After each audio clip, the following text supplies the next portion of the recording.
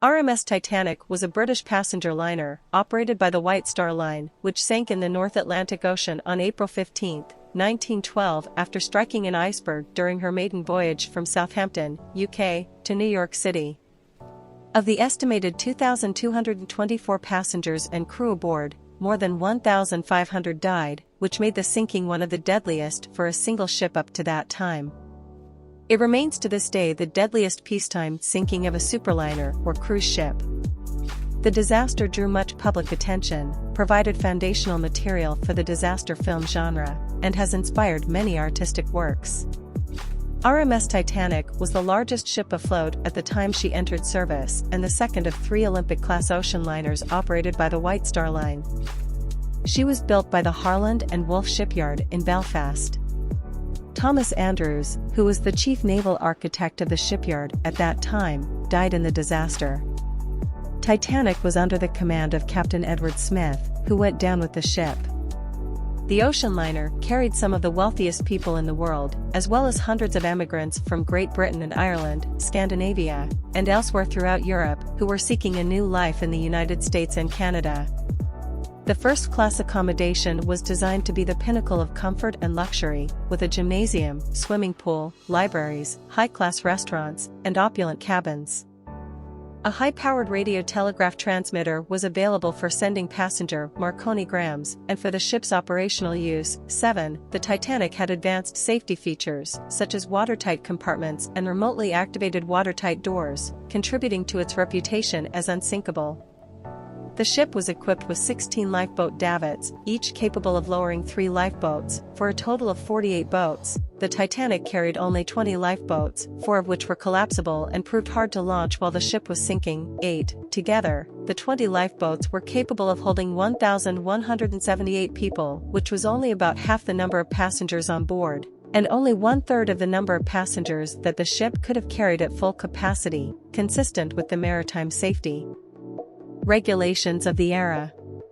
In addition, when the ship sank, many of the lifeboats that had been lowered were only about half full. Titanic had departed from Southampton on April 10, 1912, and then stopped at Cherbourg, France. Her next stop was in Queenstown, now Cobourg, Ireland, before heading west towards New York. On April 14, 4 days into the crossing and about 375 miles, 600 kilometers, south of Newfoundland, she hit an iceberg at 11:40 p.m. ship's time. The collision caused the hull plates to buckle inwards along her starboard, right, side and laid 5 of her 16 watertight compartments open to the sea. She had been designed to survive the flooding of up to 4 compartments. Some passengers and crew members were evacuated in lifeboats. A disproportionate number of men were left aboard because of a women and children first protocol for loading lifeboats, which was generally observed.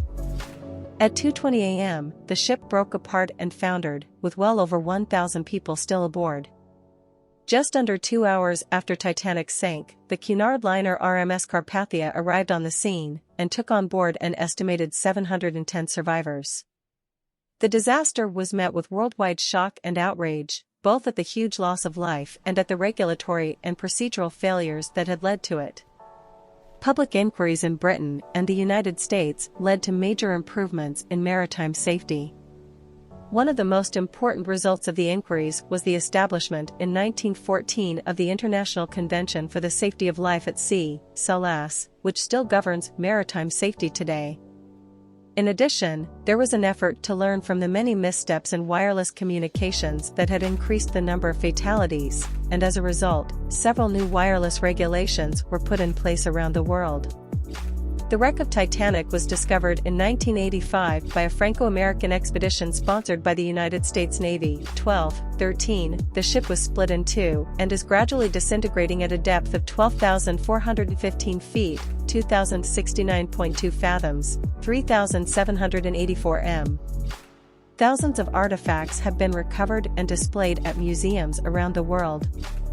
Titanic has become one of the most famous ships in history, depicted in numerous works of popular culture, including books, folk songs, films, exhibits, and memorials. Titanic is the second largest ocean liner wreck in the world, only being surpassed by her sister ship HMHS Britannic. However, she is the largest sunk while in service as a liner, as Britannic was in use as a hospital ship at the time of her sinking. RMS Carpathia took 3 days to reach New York after leaving the scene of the disaster. Her journey was slowed by pack ice, fog, thunderstorms and rough seas. She was, however, able to pass news to the outside world by wireless about what had happened. The initial reports were confusing, leading the American press to report erroneously on April 15 that Titanic was being towed to port by the SS Virginian. Later that day, confirmation came through that Titanic had been lost and that most of her passengers and crew had died. The news attracted crowds of people to the White Star Line's offices in London, New York, Montreal, Southampton, Liverpool and Belfast. It hit hardest in Southampton, whose people suffered the greatest losses. From the sinking, 4 out of every 5 crew members came from this town. Carpathia docked at 9:30 p.m. on April 18 at New York's Pier 54 and was greeted by some 40,000 people waiting at the quayside in heavy rain. Immediate relief in the form of clothing and transportation to shelters was provided by the Women's Relief Committee, the Travelers' Aid Society of New York, and the Council of Jewish Women, among other organizations. Many of Titanic's surviving passengers did not linger in New York, but headed onwards immediately to relatives' homes. Some of the wealthier survivors chartered private trains to take them home, and the Pennsylvania Railroad laid on a special train free of charge to take survivors to Philadelphia. Titanic's 214 surviving crew members were taken to the Red Star Line steamer SS Lapland, where they were accommodated in passenger cabins. Carpathia was hurriedly restocked with food and provisions before resuming her journey to Fiume, Austria-Hungary. Her crew were given a bonus of a month's wages by Cunard as a reward for their actions, and some of Titanic's passengers joined to give them an additional bonus of nearly £900, £95,000 today, divided among the crew members. The ship's arrival in New York led to a frenzy of press interest, with newspapers competing to be the first to report the survivors' stories. Some reporters bribed their way aboard the pilot boat New York, which guided Carpathia into harbor, and one even managed to get onto Carpathia before she docked. Crowds gathered outside newspaper offices to see the latest reports being posted in the windows or on billboards. It took another 4 days for a complete list of casualties to be compiled and released, adding to the agony of relatives waiting for news of those who had been aboard Titanic. Once the massive loss of life became known, White Star Line chartered the cable ship CS Mackay Bennett from Halifax, Nova Scotia, Canada, to retrieve bodies. 3 other Canadian ships followed in the search: the cable ship Minia, lighthouse supply ship Montmagny and sealing vessel Algerine. Each ship left with embalming supplies, undertakers, and clergy. Of the 333 victims that were eventually recovered, 328 were retrieved by the Canadian ships and 5 more by passing North Atlantic steamships. The first ship to reach the site of the sinking, the CS Mackay Bennett, found so many bodies that the embalming supplies aboard were quickly exhausted. Health regulations required that only embalmed bodies could be returned to port. Captain Larnder of the Mackay Bennett and undertakers aboard decided to preserve only the bodies of first-class passengers, justifying their decision by the need to visually identify wealthy men to resolve any disputes over large estates. As a result, many third-class passengers and crew were buried at sea. Larnder identified many of those buried at sea as crew members by their clothing, and stated that as a mariner, he himself would be contented to be buried at sea. Bodies recovered were preserved for transport to Halifax, the closest city to the sinking, with direct rail and steamship connections. The Halifax Registrar of Vital Statistics, John Henry Barnstead, developed a detailed system to identify bodies and safeguard personal possessions.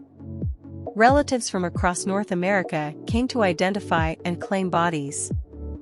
A large temporary morgue was set up in the curling rink of the Mayflower Curling Club, and undertakers were called in from all across eastern Canada to assist. Some bodies were shipped to be buried in their hometowns across North America and Europe. About 2/3 of the bodies were identified.